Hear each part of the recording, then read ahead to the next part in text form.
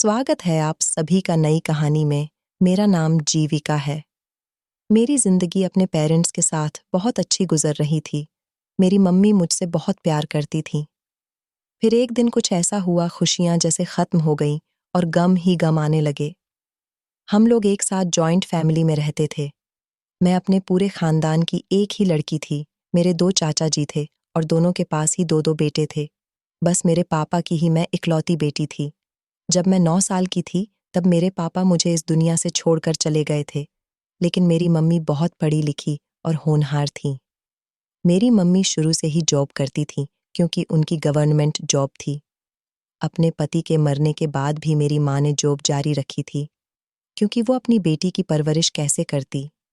मेरी मम्मी किसी पर बोझ नहीं बनना चाहती थी, इसलिए अपनी मेहनत से पैसा कमाती थी और अपना और अपनी बेटी का गुजारा करती थी। मेरी मम्मी चाहती थी कि उनकी ही तरह उनकी बेटी भी खूब पढ़े लिखे और कभी उनकी बेटी पर कोई कड़ा समय आए तो उनकी तरह उनकी बेटी भी खुद पर निर्भर हो और किसी के आगे हाथ न फैलाए। उनकी बेटी बुरे वक्त से खुद लड़ना सीख ले। मगर मेरी मम्मी नहीं जानती थी कि बुरा वक्त आने में देर नहीं लगती और उनकी बेटी इस काबिल भी नहीं बन पाएगी कि वह बुरे वक्त से लड़ सके, बल्कि उससे पहले ही बुरा वक्त आ जाएगा। उस समय मैं इंटर में थी जब मेरी मम्मी के साथ एक ऐसा हादसा हो गया था जिसमें उनकी जान चली गई। मेरी मम्मी जिस स्कूल में टीचिंग करती थी, वहां से आते समय उनका एक जोरदार एक्सीडेंट हो गया था। वो दिन मेरी जिंदगी का सबसे खतरनाक दिन था। जिस दिन मैंने अपनी माँ को खोया था, मैं नहीं जानती थी कि सुबह मेरी माँ मुस्कुराते हुए स्कूल जाने के लिए खुद भी निकलेंगी और मुझे भी स्कूल छोड़ते हुए अपनी नौकरी पर जाएगी। तो वो दिन उनकी जिंदगी का सबसे आखिरी दिन होगा। उस दिन के बाद वो कभी मुझसे बात नहीं कर सकेंगी। मैं अपनी माँ की मौत पर बहुत रोई थी क्योंकि मेरी माँ की मौत मौके पर ही हो गई थी। उन्हें इतना समय भी नहीं मिल सका था कि वो आखिरी समय में अपनी बेटी से बात कर सके। बस उस दिन के बाद से मेरी जिंदगी में परेशानियां ही परेशानियां आनी शुरू हो गई थीं। मेरी मम्मी की मौत पर मेरे मामा मामी भी आए थे। वैसे तो मेरे 3 मामा थे और उन सभी की शादी हो चुकी थी। 2 मासियां थीं, उनकी भी शादी हो गई थी। मेरी एक मासी की मौत हो गई थी, जबकि एक मासी और 2 मामा दूसरे शहर में रहते थे। हमारे ही शहर में मेरे एक मामा रहते थे। वो सब बहन भाइयों में सबसे बड़े थे। मेरे नाना नानी ने उनको जिम्मेदारी दी थी कि वो मरने के बाद अपने सारे भाई बहन का ख्याल रखें। मेरी माँ ने अपने सारे भाई बहनों की शादी कर दी थी और वो अपने फर्ज से फ्री हो गए थे। उसके बाद उन पर कोई दबाव नहीं था। हम अपने मामा मामी के घर कम ही जाया करते थे क्योंकि मेरी मम्मी को ज्यादा छुट्टियां नहीं मिलती थीं। मैं अपने 2 चाचाओं के साथ रहती थी, इसलिए मुझे कभी अपने किसी रिश्तेदार की कमी महसूस नहीं हुई थी। मैं उनके खानदान की इकलौती बेटी थी, इसलिए सब मुझे बहुत प्यार करते थे। मगर मुझे सबकी असलियत तो तब पता चली थी जब मेरी माँ मुझे इस दुनिया से छोड़कर चली गई और मैं बिल्कुल अकेली रह गई। मम्मी के मरने के 3 दिन बाद घर पूरी तरह से खाली हो गया था। घर में सिर्फ दोनों चाचियां ही बची थीं, जबकि उनके बेटे और मेरे दोनों चाचा अपने अपने काम पर जाने लगे थे। मैंने अभी स्कूल जाना शुरू नहीं किया था क्योंकि मैं अपनी माँ की मौत के सदमे से बाहर नहीं आई थी। मैं सारा दिन रोती रहती थी, बिस्तर पर पड़ी रहती थी। धीरे धीरे मेरी माँ की मौत को 1 हफ्ता गुजर गया था कि मेरी चाचियों ने मुझ पर घर का सारा लोड डाल दिया। पहले तीनों देवरानी जेठानी साथ मिलकर घर के काम किया करती थीं और तीनों में अच्छी दोस्ती थी, इसलिए उन्हें घर के कामों का बोझ कभी पता ही नहीं चला। लेकिन अब मेरी मम्मी के मर जाने के बाद उन्होंने इस चीज का फायदा उठाया कि मैं उन लोगों पर बोझ बन गई हूँ। अब इस घर में रहूंगी तो वो लोग जैसा चाहे वैसा मुझसे करवा सकती है, क्योंकि मेरे आगे पीछे अब कोई नहीं रहा था। चाचा जी भी ज्यादातर घर से बाहर ही रहते थे। जब रात को वह घर पर आते तो चाची ऐसे रिएक्ट करती थीं जैसे मुझसे कोई काम ही नहीं करवाती हो। इन लोगों को लगता था कि मैं अब इन पर डिपेंड हूं और अब सारी जिंदगी इनको ही मेरा बोझ उठाना है। मेरे तो दिन अब रो रो कर गुजरने लगे थे। मेरी समझ नहीं आता था कि मैं क्या करूं। मेरी माँ की मौत को अब 15 दिन गुजर गए थे। इस बीच मेरे मामा जी मुझसे मिलने के लिए आए थे। मामा जी को देखकर मैं उनके गले से लगकर फूट फूट कर रोने लगी थी। मामा जी ने जब मुझे रोते हुए देखा तो वो मेरी चाची से पूछने लगे कि आखिर मेरी भांजी क्यों रो रही है। तो उन्होंने मामा जी से कहा कि हम आपकी बेटी के नखरे नहीं उठा सकते। आपकी बेटी सारा सारा दिन कमरे में बंद रहती है। हम चाहते हैं कि आप इसे अपने साथ ले जाएं। हमने इसलिए आपको यहाँ पर बुलाया है। मामा जी को लगा था कि ये लोग कोई बहुत ज़रूरी बात करना चाहते हैं, मगर वो लोग तो मुझे उनके साथ भेजना चाहते हैं। मामा जी ने कहा कि कोई बात नहीं है, मैं अपनी भांजी को बिल्कुल अपनी बेटी की तरह रखूंगा। मामा जी ने मुझसे कहा था कि तुम अपना सामान पैक कर लो और मेरे साथ चलो। मैं सामान पैक करके अपने मामा जी के साथ चली गई थी। मुझे ये नहीं पता था कि मेरे आने के बाद मेरी चाचियों ने चाचा जी को क्या बताया था। ज़रूर उन लोगों ने उनसे झूठ ही बोल दिया होगा। कह दिया होगा कि आपकी भतीजी अपने मामा के साथ खुद अपनी मर्जी से गई है, मगर वो लोग तो मुझे भेज चुकी थीं। मामा जी के घर जाने के बाद भी मेरी ज़िंदगी में सुकून नहीं आने वाला था, क्योंकि जब मैं मामा जी के साथ उनके घर गई, तो मुझे देखकर मेरी मामी और उनकी दोनों बेटियां खुश नहीं हुई थीं। उन लोगों के तो मुंह बन गए थे। मामा जी ने मुझे कमरे के अंदर जाने के लिए कहा था। मामा जी ने कहा था कि ऊपर वाले पोर्शन में कमरा खाली पड़ा हुआ है, तुम उसमें जाकर अपना सामान रख लो। मैं तो खामोशी से अपना सामान लेकर ऊपर आ गई थी, मगर मुझे मामा और मामा की बातों की आवाज़ आ रही थी। मामी जोर जोर से चिल्ला रही थीं और कहने लगी कि तुम अपनी भांजी को यहाँ क्यों लेकर आ गए हो। मामा जी ने कहा था कि ये अब हमारे साथ ही रहेगी। इस बात पर मामी शोर मचाने लगी और कहने लगी कि तुम्हें क्या ज़रूरत पड़ी थी इसके साथ हमदर्दी करने की। मामा जी कहने लगे कि ये भी मुझे मेरी बेटियों की तरह प्यारी है, और तुमने अगर इसमें और मेरी बेटियों में कोई फ़र्क समझा तो अच्छा नहीं होगा। ये कहकर उन्होंने मामी को खामोश करवा दिया था, लेकिन मैं ये नहीं जानती थी कि अब मेरी ज़िंदगी की मुश्किलें और ज़्यादा बढ़ने वाली हैं। मामा जी ने मेरा कॉलेज में एडमिशन करवा दिया था। मामी मुझसे घर के सारे काम करवाया करती थीं। मैं कॉलेज से आने के बाद सारे काम करती। मामा जी मामी को बहुत दबाकर रखते थे। वो हमेशा मामी से और अपनी बेटियों से यही कहते थे कि जीविका को हमारे घर में रहते हुए कभी किसी तरह की कोई परेशानी नहीं होनी चाहिए। उसका हर तरह से ख्याल रखने की कोशिश करना। मेरी मामी की 2 बेटियां और उनका एक बेटा भी था। हम सबकी उम्र में सिर्फ 2-2 साल का फ़र्क था। मेरी मामी अपनी बड़ी बेटी नीतू के लिए रिश्ता तलाश कर रही थीं। मेरे मामा की काफ़ी अच्छी नौकरी थी, लेकिन फिर भी मेरी मामी को ऐसा लगता था कि उनके पास रुपए पैसे की बहुत कमी है। मेरे मामा ने कभी उनके साथ किसी चीज़ की कमी नहीं की थी। मामी चाहती थीं कि वो अपनी बहू लेकर आए तो बहू भी अमीर परिवार की हो और दोनों बेटियां भी अमीर ससुराल में ब्याह कर जाएं। मामी जी अपनी बड़ी बेटी नीतू के लिए किसी अमीर परिवार का रिश्ता तलाश कर रही थीं, मगर अभी तक उसका रिश्ता नहीं लग पा रहा था। वैसे तो नीतू के काफ़ी रिश्ते आ चुके थे, लेकिन अभी तक कोई ऐसा रिश्ता मेरी मामी को नहीं मिला था जिसमें मेरी मामी के हिसाब से कोई कमी न हो। मैं बचपन से ही बहुत सीधे और सिंपल नेचर की रही थी। कोई अगर मुझसे ऊंची आवाज़ में बात करता तो मैं बहुत डर जाती थी।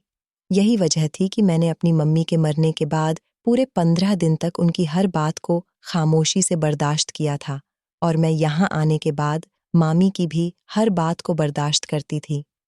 मुझे मामी से बहुत डर लगता था। मैं अपनी मामी का हर कहना मानती थी, उनकी बात को अच्छी तरह से समझती थी।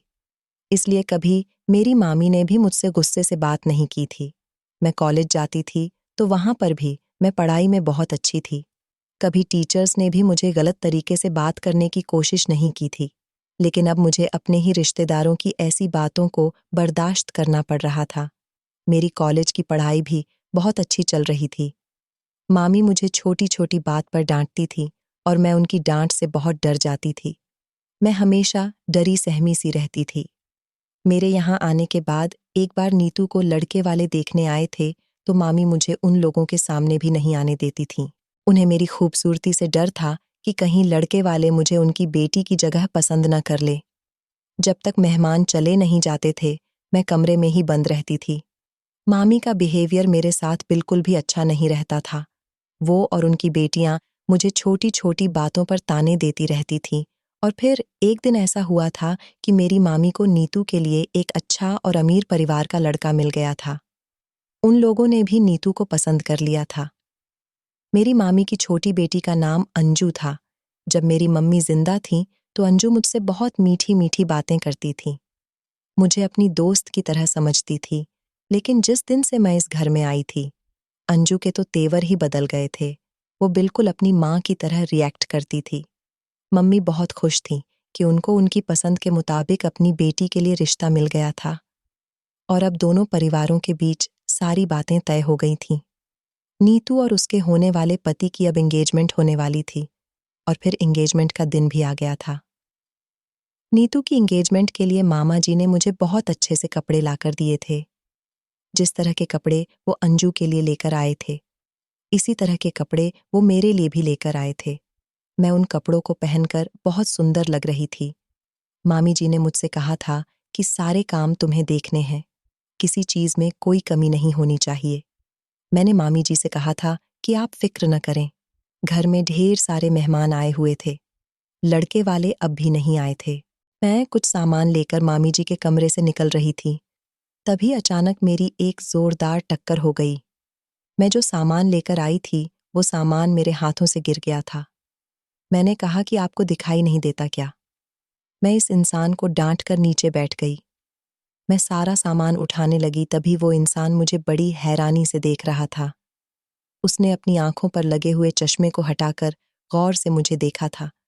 शायद इतनी मासूमियत भरी लड़की को उसने आज पहली बार देखा था। शायद मैं उसकी नज़र को भा गई थी। मुझे उसका गौर से देखना कुछ खास पसंद नहीं आया था। मैं जल्दी से अपना सामान उठाकर वहां से मामी जी के पास चली आई थी और फिर नीतू की एंगेजमेंट का फंक्शन अच्छी तरह से हो गया था। मगर वो लड़का बार बार मुझे देख रहा था। वह जरूर मेरे मामा जी के बेटे पवन का दोस्त होगा, क्योंकि उसने अपनी बहन की एंगेजमेंट में अपने सारे ही फ्रेंड्स को इनवाइट किया था। नीतू की शादी की डेट कुछ दिन बाद की ही रख दी गई थी। इस दौरान मैं मामी का काम में बहुत हाथ बटा रही थी, मगर शादी की तैयारियों के चलते मैं कॉलेज नहीं जा पा रही थी और ना ही अपनी पढ़ाई पर ध्यान दे पा रही थी। ऐसा करने से मेरी पढ़ाई को बहुत नुकसान हो रहा था, लेकिन शादी की तैयारी में बिजी होने की वजह से मामी जी मुझे जली कटी बातें नहीं सुना रही थीं, क्योंकि उनका ध्यान शादी की तैयारियों में लगा हुआ था। कुछ दिनों बाद जब नीतू की शादी का दिन आया, तो मैं अभी भी घर के कामों में ही व्यस्त थी। इस दौरान मैं नीतू के कुछ जरूरी कपड़े रखकर भूल गई थी, क्योंकि मुझ पर काम का लोड इतना ज्यादा था कि मेरी समझ में नहीं आ रहा था कि मैं कौन सा काम याद रखूं और कौन सा नहीं, और कौन सी चीज मैं कहां पर रखकर भूल गई हूं। इतने काम तो मैंने अपनी जिंदगी में कभी नहीं किए थे। एक साथ मुझ पर ढेर सारे काम आ चुके थे, इसलिए मेरा दिमाग काम करना बंद कर रहा था। मैं बहुत थक चुकी थी। मेरी समझ नहीं आता था कि मैं क्या करूं, क्योंकि मुझे एक मिनट भी आराम करने के लिए नहीं मिलता था और ना ही मुझे मेरी पढ़ाई करने को मिल रही थी। जब मैं नीतू के कपड़े रखकर भूल गई तो मामी को बहुत गुस्सा आया था। मामी ने मुझे अपने कमरे में बुलाया। वो मेहमानों के सामने ऐसे रिएक्ट कर रही थी जैसे वो मुझे अपने घर में रखकर बहुत एहसान कर रही है, जबकि ये एहसान उनका नहीं, मेरे मामा जी का था। बातें सुनाने के लिए उन्होंने मुझे कमरे में बुलाया और बहुत बुरी तरह से डांटा था। वो बार बार कह रही थीं कि आखिर तुम मेरी बेटी के कपड़े रखकर कहाँ भूल गई हो। मैं मामी जी की अलमारी में बार बार तलाश कर रही थी।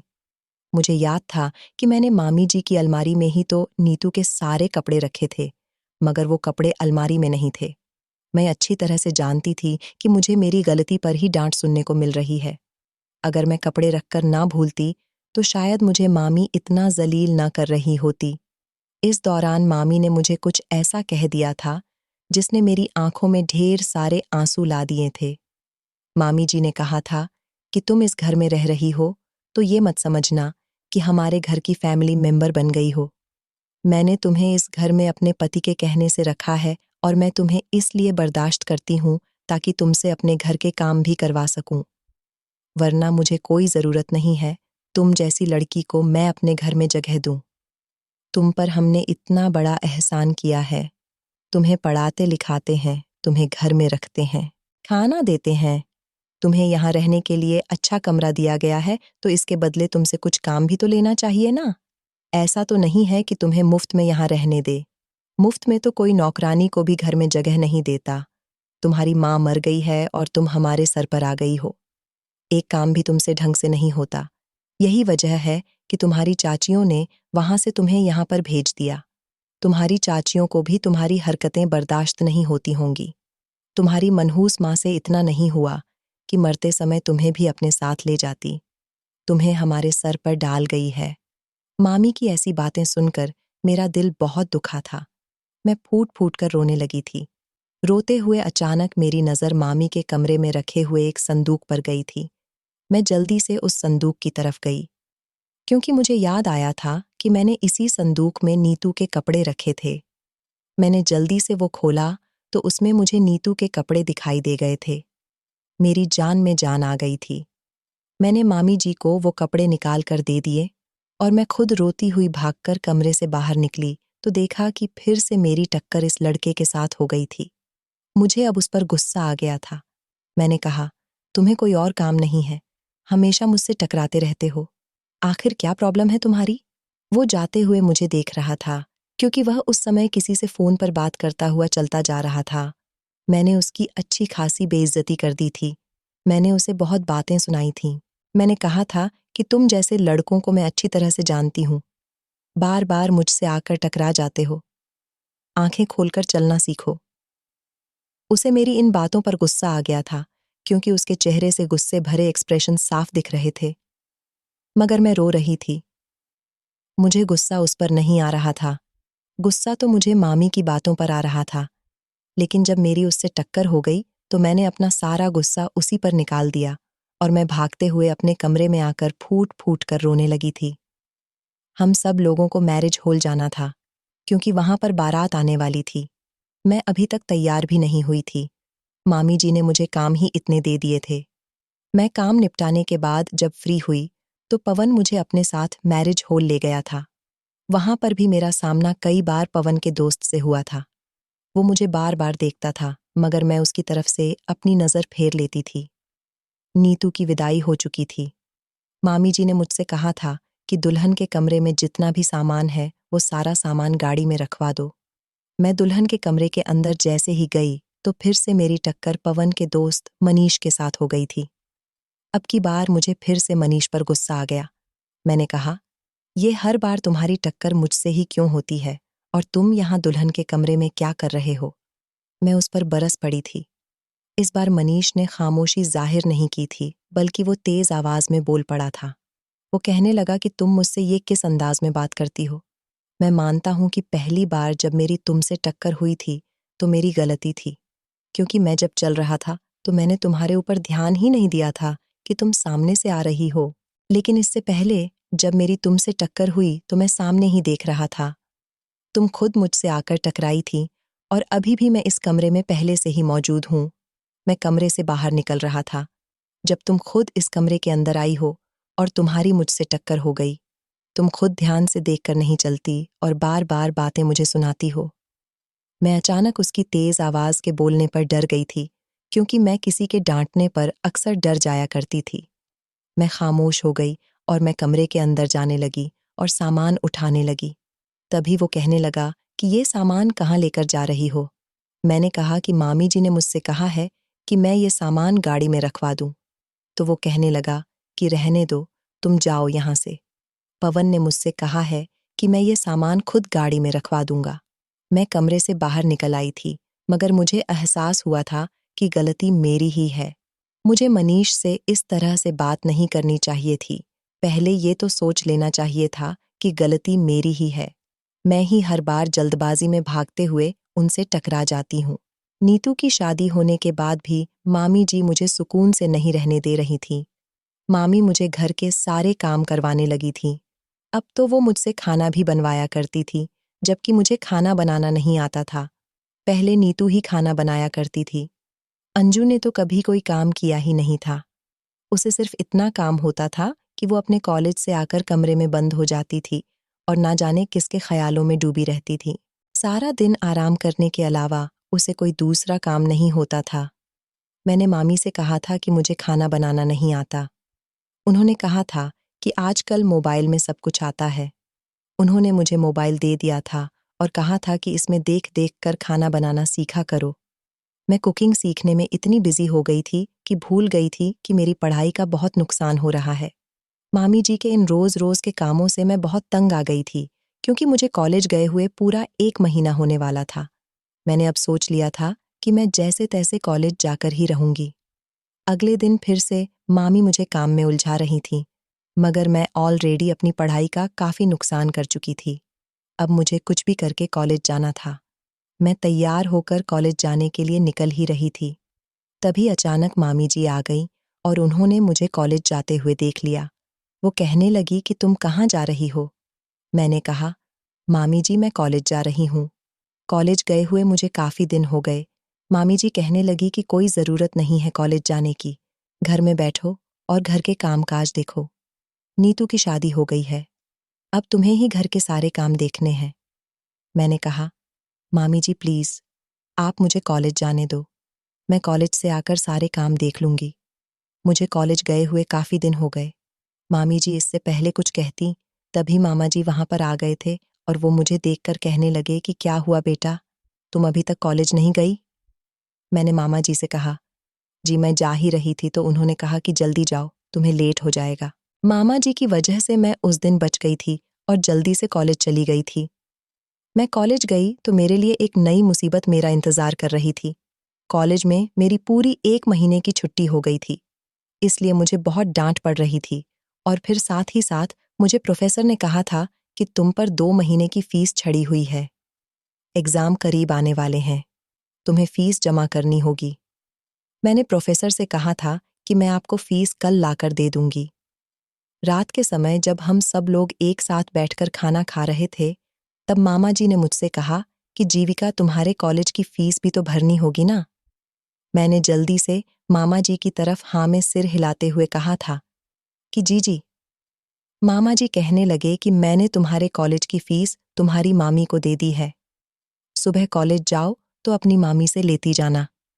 मैं बेफिक्र हो गई थी कि अब मुझे फीस की भी टेंशन नहीं थी। लेकिन जब अगले दिन कॉलेज जाते समय मैंने मामी से फीस मांगी, तो मामी कहने लगी कि फीस के पैसे मैं तुम्हें नहीं दूंगी। अब तुम्हें अपनी पढ़ाई बंद करनी होगी।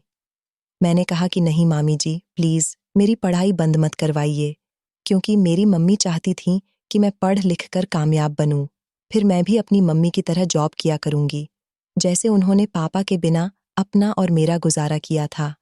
मैं फिर आप पर बोझ भी नहीं बनूंगी, अकेले अपना गुजारा कर लिया करूंगी। मामी कहने लगी कि वाह वाह, बड़ी अच्छी बात कही है। तुम्हारी मम्मी को पढ़ाने के लिए तो उनके माता पिता जिंदा थे, मगर तुम तो हम लोगों के सहारे हो। ये जिम्मेदारी माँ बाप ही उठा सकते हैं। मामी ने कहा था कि कोई ज़रूरत नहीं है कॉलेज जाने की। मेरे पास कोई पैसे वैसे नहीं है। मैं रोने लगी और रोते हुए मामी के आगे गिड़गिड़ाने लगी कि प्लीज़ मुझे पैसे दे दो। माँ ने तो आपको फीस भरने के लिए पैसे दिए हैं ना, तो फिर आप मुझे पैसे क्यों नहीं दे रही हो?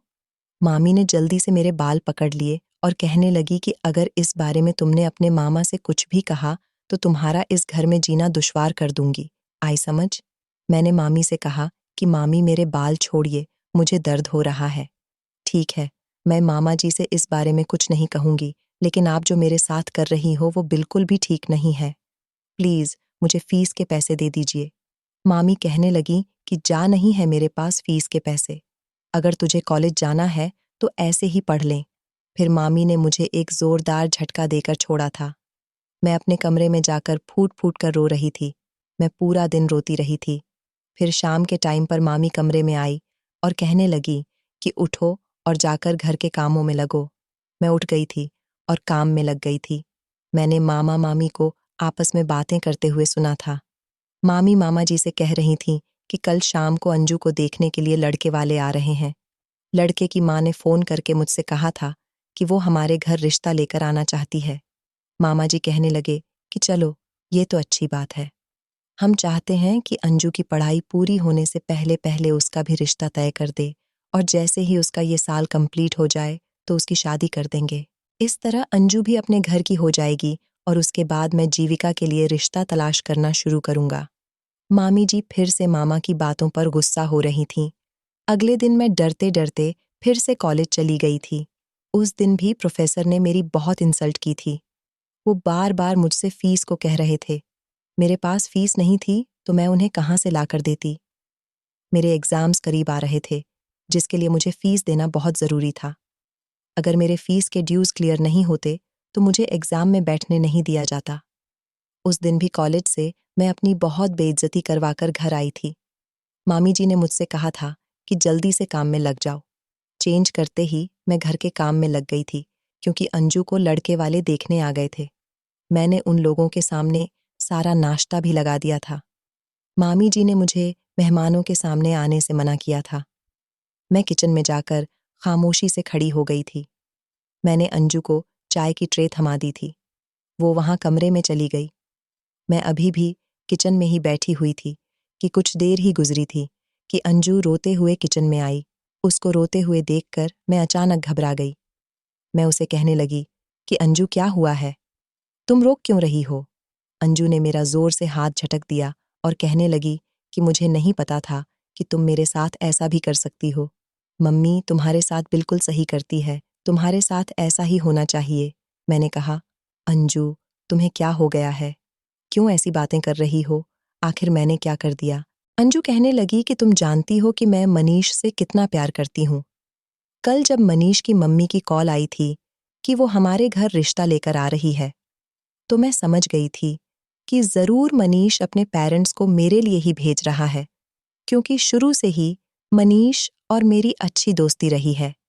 वो मेरे भाई का दोस्त होने के साथ-साथ मेरा भी दोस्त है। मैं उसे पसंद करती थी, मगर आज जब उसकी मम्मी ने मेरी जगह तुम्हारा रिश्ता मनीष के लिए मांग लिया, तो मेरे होश उड़ गए। तुमने मेरी जिंदगी में जहर घोल दिया। मैं तुम्हें कभी माफ नहीं करूंगी। मैंने अंजू को बहुत यकीन दिलाने की कोशिश की कि इसमें मेरी कोई गलती नहीं है। मैं कुछ नहीं जानती, मगर उसने मेरी एक ना सुनी। वो रोते हुए किचन से चली गई थी। मामी ने मनीष की मम्मी से कह दिया था कि हम आपको अभी कोई फाइनल जवाब नहीं दे सकते। मैं अपने हस्बैंड से डिस्कस करके आपको बता दूंगी।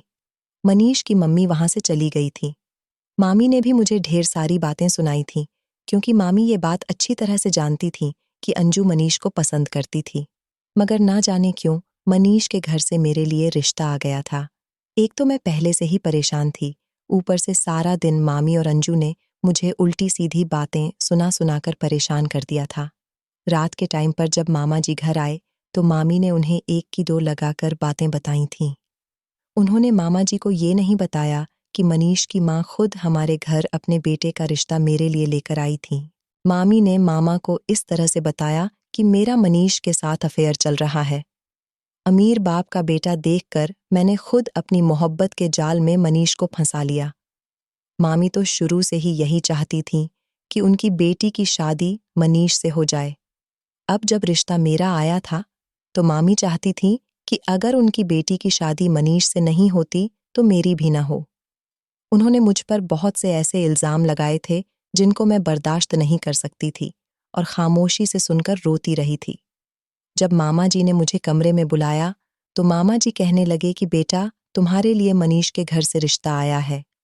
क्या तुम ये शादी करना चाहती हो? क्या तुम मनीष को पसंद करती हो? मैंने मामा जी से कहा कि नहीं मामा जी, मैं मनीष को पसंद नहीं करती। मेरे और उसके बीच कुछ नहीं चल रहा। मैं नहीं जानती कि उसके घर से रिश्ता क्यों आया है। मैंने मामा जी से कहा कि मैं ये शादी नहीं करना चाहती, क्योंकि जो इल्ज़ाम मामी ने मुझ पर लगाए थे, मैं उन्हें सच साबित नहीं करना चाहती थी। मैंने जब मामा जी से इस रिश्ते से इनकार कर दिया, तो मामी के चेहरे पर मुस्कुराहट आ गई थी और मामी ने फ़ौरन ही इस रिश्ते के लिए मनीष की मम्मी से मना कर दिया था।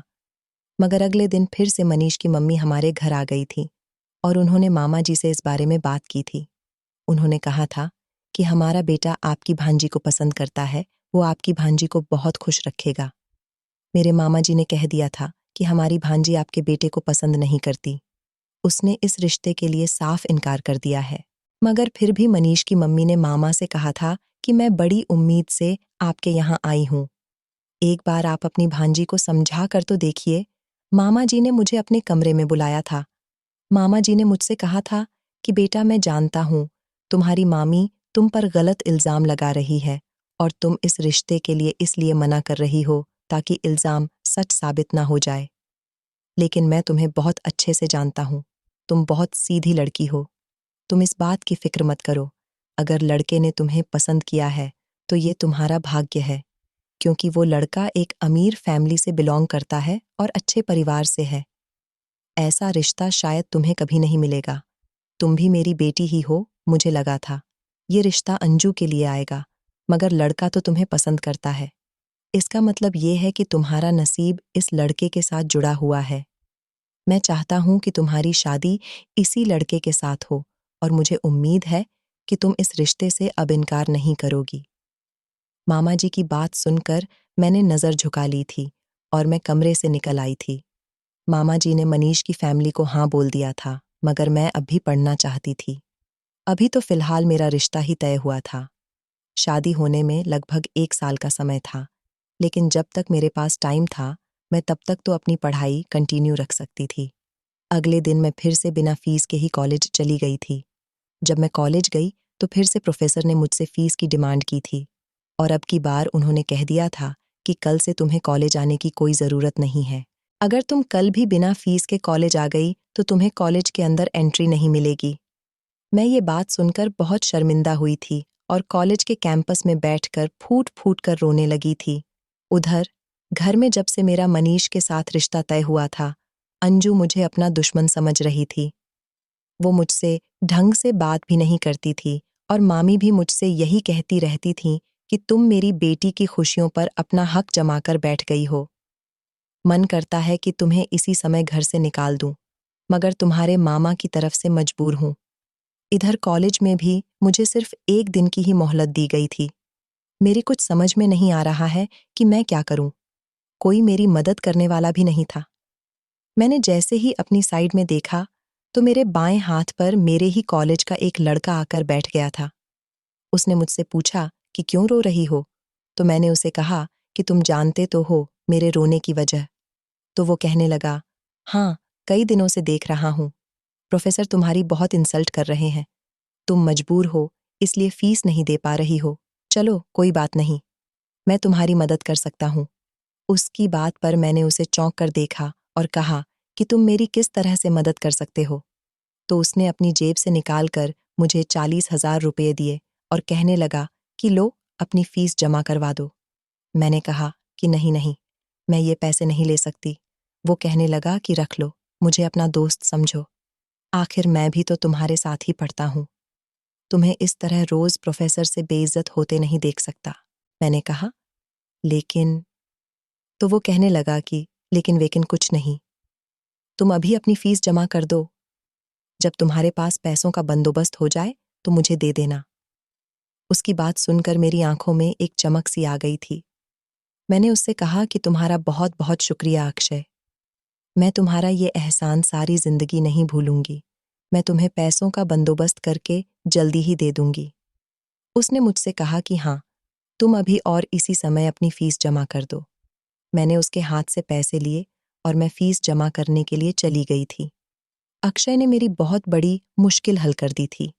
मैंने ये तो नहीं सोचा था कि मुझे उसे ये पैसे किस तरह से देने थे, मगर मैं इतना जानती थी कि मुझे कुछ न कुछ करके मामी से पढ़ाई के पैसे लेने ही थे। अब मुझे कॉलेज में सुकून से पढ़ने दिया जा सकता था। मामी को ऐसा लगता था कि मैंने फीस जमा नहीं की है, इसलिए एक ना एक दिन कॉलेज से मुझे धक्के मारकर निकाल दिया जाएगा। मगर वो ये नहीं जानती थी कि मेरी मदद तो अक्षय कर चुका था। अगले दिन जब मैं घर गई तो बहुत बेफिक्र और सुकूनमंद थी। मुझे देखकर मेरी मामी और अंजू गहरी सोच में पड़ गई थीं और वो ये सोच रही थीं कि आज कॉलेज से आते समय मेरी आंखों में आंसू क्यों नहीं है। उन्हें तो हर बार यही लगता था कि कॉलेज में बिना फीस के नहीं पढ़ाया जाएगा और जल्द ही धक्के मारकर मुझे कॉलेज से निकाल दिया जाएगा। मैंने अपनी पढ़ाई पर ध्यान देना शुरू कर दिया था। 2-3 दिन तक मैं कॉलेज गई तो अक्षय कॉलेज नहीं आ रहा था। उसके दोस्तों ने बताया था कि उसकी तबीयत ठीक नहीं है, मगर मैं अभी भी यही सोच रही थी कि मुझे कुछ न कुछ करके अक्षय के पैसे वापस देने होंगे। मैं हिम्मत करके अब मामा जी से ही बात करने वाली थी, क्योंकि मैंने सोच लिया था कि मैं कुछ भी करके अपनी पढ़ाई कंप्लीट करके ही रहूंगी।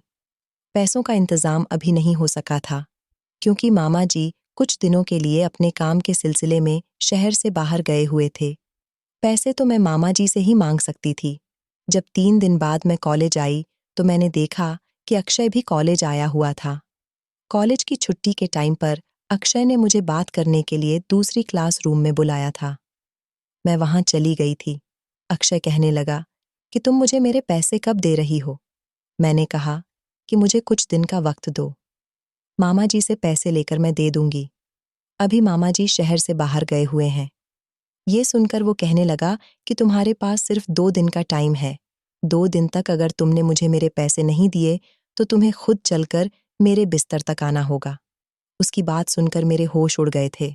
मैंने कहा, ये कैसी फालतू की बातें कर रहे हो? तुमने तो मुझसे कहा था कि मेरे पास जब पैसा हो मैं तुम्हें तब दे दूं। मगर अब तो तुम इतनी जल्दी मुझसे पैसे मांग रहे हो और ये फिजूल की शर्त भी रख रहे हो। अक्षय कहने लगा कि मैं तो ऐसा ही हूं। शुक्र मनाओ कि मैंने वक्त पर तुम्हारी मदद कर दी, वरना तुम आज कॉलेज में ना होती। मैंने उसे कहा था, अच्छा ठीक है, मैं कोशिश करती हूँ, मगर मैं टेंशन में पड़ गई थी। मैं जब कॉलेज से घर आई तो बहुत परेशान थी, तभी हमारे घर का दरवाज़ा बजने लगा। मैं जब दरवाजे पर गई तो ये देखकर हैरान रह गई कि दरवाजे पर मनीष खड़ा हुआ था। मनीष मुझे देखकर मुस्कुराने लगा। मैं दरवाज़ा बंद करके जैसे ही पीछे पलटी तो उसने मेरा हाथ पकड़ लिया और कहने लगा कि आज गुस्सा नहीं करोगी। मैंने उसे कुछ नहीं कहा, क्योंकि मैं बहुत परेशान थी। वो फिर से मुझसे कहने लगा कि मैं तुमसे बात करने के लिए ही आया हूँ। मैंने उसका हाथ झटके से छुड़ाया और मैं भागकर अपने कमरे में आ गई थी। मैं नहीं चाहती थी कि हम दोनों को बात करता हुआ मामी या फिर अंजू देख लें। मनीष पवन के साथ चला गया था और फिर रात का टाइम हो गया। मुझे फिर फिक्र थी कि कल को मुझे कॉलेज जाना है। मुझे अभी के अभी मामी से ही बात करनी होगी। इसीलिए मैं हिम्मत करके मामी जी के पास गई और देखा तो उनके पास अंजू भी बैठी हुई थी। मैंने मामी जी से कहा कि मामी प्लीज़ मुझे फीस के पैसे दे दीजिए, मैं आगे पढ़ना चाहती हूँ। मामी जी कहने लगी, क्या अभी तुम्हारे कॉलेज वालों ने तुम्हें निकाला नहीं है? तुम पर तो काफ़ी फीस चढ़ चुकी है। मैंने कहा कि कॉलेज वाले तो मुझे निकालने ही वाले थे, मगर मेरा एक कॉलेज का दोस्त है। उसने मेरी फीस के उधार पैसे मुझे दे दिए, लेकिन अब वह मुझसे अपने पैसे मांग रहा है। आप प्लीज़ मुझे पैसे दे दीजिए, मैं उसको उसके पैसे वापस कर दूंगी। मेरी बात अंजू बड़े ध्यान से सुन रही थी। मामी जी कहने लगी, नहीं, मेरे पास कोई पैसे नहीं है, दोबारा किसी से मदद मांग लो। मेरे लाख समझाने पर भी मामी ने मुझे पैसे नहीं दिए थे और मैं शर्मिंदा होकर उनके कमरे से निकल आई थी। सारी रात मुझे टेंशन रहती। दूसरी तरफ अक्षय मुझे ब्लैकमेल कर रहा था। मैं कॉलेज गई तो फिर से उसने वही बात कही थी और कहा था कि तुम्हारे पास सिर्फ 24 घंटे रह गए हैं। फिर जब मैं घर आई तो मामी मुझे अपने साथ बाजार ले जाने लगी। मैं उनके साथ बाजार चली गई। हमारे साथ अंजू भी गई थी। हम लोग एक शॉपिंग मॉल में थे। जब अचानक मेरी नज़र अक्षय पर पड़ी, मैं अक्षय को देखकर बहुत घबरा गई थी। अक्षय मुझे बार-बार बात करने के इशारे कर रहा था। मैं नहीं चाहती थी कि मैं मामी और अंजू के सामने अक्षय से बात करूं। इसीलिए मैं उन लोगों से बहाना बनाकर मॉल की दूसरी तरफ चली गई थी। मैं वहां गई तो अक्षय कहने लगा कि तुम्हारे पास सिर्फ 16 घंटे बाकी रह गए हैं। अगर तुमने मुझे मेरे पैसे वापस नहीं दिए तो कल मेरे घर आ जाना। तुम्हें याद है ना कि तुम पर मेरे पैसे निकल रहे हैं। मैंने कहा कि प्लीज़ अक्षय, मुझ पर ये जुल्म मत करो। मैं पैसों का इंतज़ाम कर रही हूँ ना, तुम्हारे पैसे तुम्हें मिल जाएंगे। मुझे नहीं पता था कि तुम मेरी मदद नहीं कर रहे, बल्कि मुझे ब्लैकमेल करने के लिए ये सब कुछ कर रहे हो। मैं तो कभी तुमसे मदद ना लेती। अक्षय कहने लगा कि मुझे तो बस 16 घंटे बाद या तो अपने पैसे चाहिए या तुम सीधे सीधे मेरे घर चली आना। मैंने मॉल में रोना शुरू कर दिया था। मैंने कहा था कि अच्छा, अभी मैं जा रही हूँ। अगर किसी ने मुझे तुमसे मिलते हुए देख लिया तो बहुत बड़ी प्रॉब्लम हो जाएगी। मैं वहां से हट गई थी। सारी रात मुझे टेंशन की वजह से नींद नहीं आई थी। सुबह जब मैं उठी तो घर के टेलीफोन पर किसी की कॉल आ रही थी। इस समय किसकी कॉल हो सकती है? उस टाइम वहां पर कोई भी नहीं था। मैंने कॉल रिसीव कर ली तो देखा कि अभी भी अक्षय की ही कॉल थी और वो मुझसे कह रहा था कि तुम्हें याद है ना कि 1 घंटे बाद तुम्हें मेरे घर पर आना है। आज कॉलेज नहीं जाना। आज मैं भी कॉलेज नहीं जाऊंगा। मैं अपने घर में अकेला हूँ और तुम्हारा इंतजार कर रहा हूँ। उसकी बात सुनकर मैंने रोना शुरू कर दिया था। मैंने कहा था कि प्लीज मेरी बात तो सुनो। जैसे ही पैसों का इंतजाम होता है मैं तुम्हें दे दूंगी। मगर वो तो जिद छोड़ने के लिए तैयार ही नहीं था। उसने मुझसे कहा था कि अगर तुम 1 घंटे के बाद मेरे घर नहीं आई तो मैं वहां आकर तुम्हें उठाकर ले जाऊंगा। तुम्हारे घर वाले भी कुछ नहीं कर सकेंगे। मैं बहुत डर गई थी। रोने के अलावा मेरे पास कोई दूसरा ऑप्शन नहीं था। मैं खामोशी से कॉलेज जाने के लिए तैयार हुई और धीरे धीरे मेरे कदम अक्षय के घर की तरफ बढ़ने लगे। मुझे कुछ भी अच्छा नहीं लग रहा था। सारे रास्ते मैं यही सोचती हुई गई थी कि मेरे साथ अब न जाने क्या होने वाला है। मैं जैसे ही अक्षय के घर पहुंची तो अक्षय मुझे देखकर बहुत खुश हुआ था। उसने कहा, क्या हुआ, पैसों का बंदोबस्त नहीं हुआ क्या? मैंने कहा, तुम मुझे कुछ समय की मोहलत और दे दो। तो वो कहने लगा कि नहीं, ऐसा नहीं हो सकता। अब कोई मोहलत नहीं। अब तुम मेरे बिस्तर तक खुद चलकर जाओगी। ये कहते हुए जब अक्षय ने मेरे कंधों पर हाथ रखा तो अचानक किसी ने उसको धक्का दिया। ये देखकर मैं दंग रह गई कि ये कौन था। मैंने जैसे ही पलटकर देखा तो मनीष खड़ा हुआ था। मनीष ने अक्षय का कॉलर पकड़ लिया और उसे मारना पीटना शुरू कर दिया। मैं बहुत डर रही थी। मनीष ने उसको बहुत मारा था। अक्षय बार बार मनीष से कह रहा था, इस लड़की ने मुझसे पैसे लिए हैं, अब ये मेरे पैसे नहीं दे रही। मनीष ने अपनी जेब से निकालकर पैसे उसके मुंह पर दे मारे और उसे कहने लगा कि अगर आज के बाद तुमने इस लड़की या किसी भी लड़की को इस तरह से ब्लैकमेल किया या उसकी मजबूरी का फायदा उठाने की कोशिश की तो अच्छा नहीं होगा। मैं तुम्हें छोड़ रहा हूं। चाहूं तो अभी के अभी पुलिस के हवाले कर सकता हूं। मनीष ने जल्दी से मेरा हाथ पकड़ा और वो मुझे वहां से ले आया था। मैं देख रही थी मनीष को बहुत गुस्सा आ रहा था। वो गुस्से में गाड़ी चला रहा था मगर मुझसे कोई बात नहीं कर रहा था। मैं बहुत डर गई थी। मैं बस रोए जा रही थी कि अब ना जाने क्या होगा। मनीष मुझे घर के अंदर ले गया। देखा तो वहां पर मामा जी भी आ चुके थे। मनीष ने मेरा हाथ पकड़कर झटके से मुझे मामा जी की तरफ किया। मैं रो रही थी। मेरी हालत देखकर मामा जी बहुत घबरा गए। मनीष ने मामा जी को सब कुछ बता दिया और कहने लगा कि आज मैं इसे बचाकर ले आया हूं। न जाने इसके साथ क्या होने वाला था। मामा जी को ये सब सुनकर एक जोरदार शॉक लगा था। मामा जी ने मामी से कहा, तुमने इसे फीस के पैसे नहीं दिए थे? मैं तो हर महीने तुम्हें पैसे दिया करता था। मामी खामोशी से सुनती रही और कहने लगी, आप इसका गुस्सा मुझ पर क्यों उतार रहे हो? क्या पता इसका कॉलेज में किन किन लड़कों के साथ अफेयर चल रहा है और ये लड़की उसके घर तक गई ही क्यों थी, जो आज इतनी बड़ी नौबत आ गई। तभी मनीष बोल पड़ा और कहने लगा, ये तो मजबूरी में गई थी वहां पर, क्योंकि उस लड़के ने इसको फीस के पैसे दिए थे और अब वो इसे ब्लैकमेल कर रहा था। तभी मनीष ने अंजू की तरफ देखा और कहने लगा, और अंजू, तुम मुझे पिछले 3 दिनों से बेवकूफ बना रही हो। कहती हो कि उस लड़के के साथ जीविका का अफेयर चल रहा है। तुमने मुझे जीविका की शॉपिंग मॉल के पिक्स भेजे और कॉलेज में भी जब ये दोनों आपस में बातें कर रहे थे वो फोटो भी भेज दिए। मगर मेरा दिल नहीं मान रहा था। मैंने जीविका पर नजर रखी हुई थी। आज जब मैंने उसे कॉलेज के बजाय उस लड़के के घर की तरफ जाते हुए देखा तो मैं इसका पीछा करने लगा और वहां जाने के बाद जब मैंने देखा और ये रो रो कर गिड़गिड़ाकर उससे कह रही थी कि प्लीज मुझे जाने दो, वो पैसों का बंदोबस्त कर देगी, तो मुझसे रहा नहीं गया। तुम कितनी घटिया हो अंजू, तुम इस पर इल्जाम लगा रही थी। अंजू खामोश हो गई। मामा जी ने अंजू से कहा कि तुमने ये सब क्यों किया? तो अंजू कहने लगी, मैं और क्या करती पापा, मैं तो मनीष से प्यार करती थी।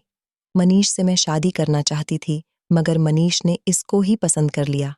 मुझसे ये सब बर्दाश्त नहीं हुआ। इसलिए मैंने जब इस जीविका के मुंह से सुना कि इसके कॉलेज में किसी लड़के ने मदद की है तो मैंने सोचा कि मुझे इसके और मनीष के बीच में फूट डलवानी होगी। मगर मेरी लाख कोशिशों के बावजूद भी मनीष ने इस पर शक नहीं किया। ये कहकर अंजू खामोश हो गई थी। लेकिन मामा जी को इन दोनों माँ बेटी पर बहुत गुस्सा आ रहा था। मामा जी ने मामी को डांटा और कहने लगे कि ये तो अच्छा हुआ कि आज सही समय पर वहां मनीष पहुंच गया। अगर मनीष वहां ना पहुंचता तो न जाने जीविका के साथ वो लड़का क्या करता। मामा चिल्लाते हुए कहने लगे कि तुम्हें पता भी है कि उसकी इज्जत भी जा सकती थी। तुम्हारी एक गलती की वजह से ये कितनी परेशानी से गुजरी है। मामी जी कहने लगी कि आप इसे जितना सीधा समझते हो, ये बिल्कुल भी ऐसी नहीं है। मामा जी कहने लगे कि मैं इसको अच्छी तरह से जानता हूँ। इसके सर पर माँ बाप का साया नहीं है। बेचारी हमारे घर में रहती है। हमारी जिम्मेदारी है। अगर एक वक्त में तुम्हारी बेटी के साथ ऐसा हो जाए तो तुम्हें कैसा लगेगा? मामा जी ने मनीष की तरफ देखा और कहने लगे कि बेटा, तुम्हारा बहुत बहुत शुक्रिया। तुमने जीविका को बचा लिया। मैं जल्दी ही तुम्हारी शादी जीविका के साथ करवा दूंगा। मामा जी कहने लगे कि जीविका बेटा, अगर तुम्हारी मामी ने तुम्हें पैसे नहीं दिए तो तुम्हें उस लड़के की मदद नहीं लेनी चाहिए थी। एक बार मुझसे भी तो पूछ लेना चाहिए था। मैं तुम्हें पैसे दे देता। मैंने कहा कि मामा जी, मगर मुझसे मामी ने कहा था कि अगर तुमने इस बारे में कुछ भी अपने मामा को बताया तो ठीक नहीं होगा। मामा जी को फिर से इतना गुस्सा आया कि वो मामी और अंजू को घूर कर देखने लगे। मामा जी वहां से जा चुके थे। उसके बाद अंजू और मामी भी वहां से चली गई थीं। कमरे के अंदर सिर्फ मैं और मनीष रह गए थे। मनीष मुझसे कहने लगा कि मैं तुमसे बहुत प्यार करता हूं। तुम बहुत मासूम हो। मैं यहाँ पर हर बार तुम्हारे लिए आता हूँ, मगर तुम तो मुझसे बात भी नहीं करती। पता है, मुझे तुम्हारी बहुत फिक्र हो रही थी। मुझे तो अंजू के लाख कहने पर भी यकीन नहीं आया कि तुम किसी लड़के के अफेयर में भी हो सकती हो। यही सब जानने के लिए आज मैं तुम्हारा पीछा कर रहा था। मैंने मनीष से कहा कि मुझे माफ कर दो। मेरा हमेशा आपके साथ गलत बिहेवियर ही रहा। मनीष कहने लगा कि तुम बहुत मासूम हो। ये दुनिया बहुत खराब है जीविका। इतनी सीधी बनकर मत रहो। सीधे लोगों को ये दुनिया आसानी से जीने नहीं देती। मनीष की बात सुनकर मैंने सोच लिया था कि अब मुझे लोगों से डरना नहीं है। अगर मैं जितना लोगों से डरूंगी, लोग मुझे उतना ही डराएंगे। मुझे साहस दिखाना होगा। और फिर मैंने ऐसा ही किया था। जिंदगी में काफी समय गुजर गया, लेकिन मैं उस दिन के बाद कभी नहीं डरी। लोग औरत को कमजोर समझते हैं और सबसे ज्यादा कमजोर उस औरत को समझते हैं जिनके आगे पीछे कोई नहीं होता। मगर अब मुझे मनीष का साथ मिल गया। उसने मुझे हमेशा बहुत सपोर्ट किया। मेरी एजुकेशन कंप्लीट करवाई, मुझसे शादी की। जब मैं अपनी ससुराल विदा होकर चली गई तो मामी जी का मूड भी मेरी तरफ से ठीक हो गया। अंजू ने भी मुझसे अपने की माफी मांग ली थी। आज मैं मनीष के साथ एक खुशहाल जिंदगी गुजार रही हूँ और उम्मीद करती हूँ कि जो लड़कियां मेरी कहानी सुन रही हैं, वो भी ऐसे लोगों से डरना छोड़ दें जो आपकी कमजोरी का फायदा उठाकर आपको डराते हैं, बल्कि हिम्मत और समझदारी से काम लें। तो इस कहानी के बारे में आपकी क्या राय है? कमेंट करके ज़रूर बताइएगा दोस्तों, आपको हमारी ये कहानी कैसी लगी? आप हमें कमेंट बॉक्स में ज़रूर बताइए। यदि आपके पास भी ऐसी कोई प्यारी सी कहानी है या फिर ऐसी कोई कहानी जिससे कुछ शिक्षा मिले, तो आप हमारे साथ उसको ज़रूर शेयर करें। दोस्तों, यदि आपको हमारी ये वीडियो अच्छी लगे तो आप हमारी इस वीडियो को लाइक शेयर ज़रूर करें और ऐसी ही दिल को छू लेने वाली प्रेरणादायक कहानियाँ सुनने के लिए हमारे चैनल को भी सब्सक्राइब करें। यदि आप हमें फेसबुक पर देख रहे हैं तो आप हमारे फेसबुक पेज को लाइक और फॉलो ज़रूर करें। तो दोस्तों, फिर मिलते हैं ऐसी ही ज़बरदस्त कहानी या टिप्स के साथ नई वीडियो में। तब तक के लिए धन्यवाद। आप सभी अपना ख्याल रखना।